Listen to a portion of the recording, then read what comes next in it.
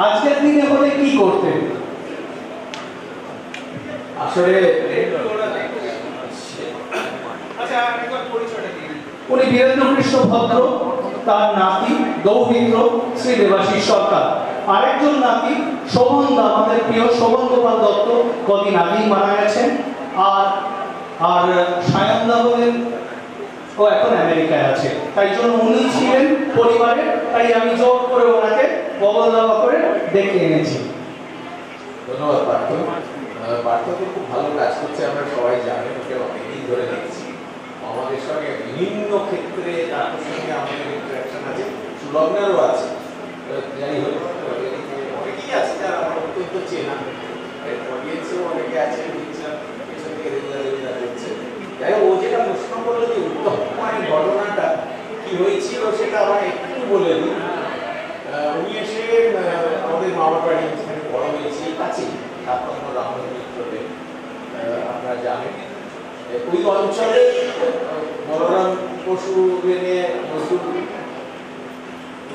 ইসলাম থাকতেন এবং আড্ডা মারতে আমাদের বাড়িতে এক দিয়ে আড্ডা হতো। সেটিও অনেক গল্প আছে, বিভিন্ন গল্প আছে। আবার পার্থ গল্প বলতে গেলে তো হবে না, শেষ করতে হবে। আচ্ছা, এই গল্পটা বলে নিই। আমাদের বাড়িতে নিয়ে এসে পড়া মেরেছে, পড়া মেরে বলেছিল বীরেন্দ্র আছেন, আমাদের কাজের একটি মেয়ে এসে দরজাটা খুলেছিল, কথা বলেছিল যে না কি ঠিক আছে, আপনি আপনার নামটা বলুন, আমি এলে বলে দেবো। তখন বলেছিল যে আমার নাম উত্তম কুমার। কাজের মেয়েটি জিজ্ঞেস করেছিল উত্তম কুমার কি? তোমার উত্তম কুমার বললেই হবে। তাদের বলে যে শোনো বাবা, এখানে অনেক উত্তম কুমার আসে, ওই রকম উত্তম কুমার তোমার বললে হবে না, পুরো নামটা বলতে হয়, তো বলো।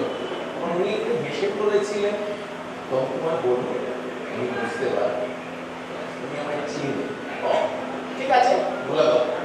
এই ছিল ছোট ঘটনাটা। ও আমায় জিজ্ঞেস করছে আজকে যদি উত্তম কুমার আসতো, আজকে হচ্ছে সোশ্যাল মিডিয়ার যুগ পাচ্ছে, আজকে উত্তম কুমারটা প্রত্যেকে চেনে।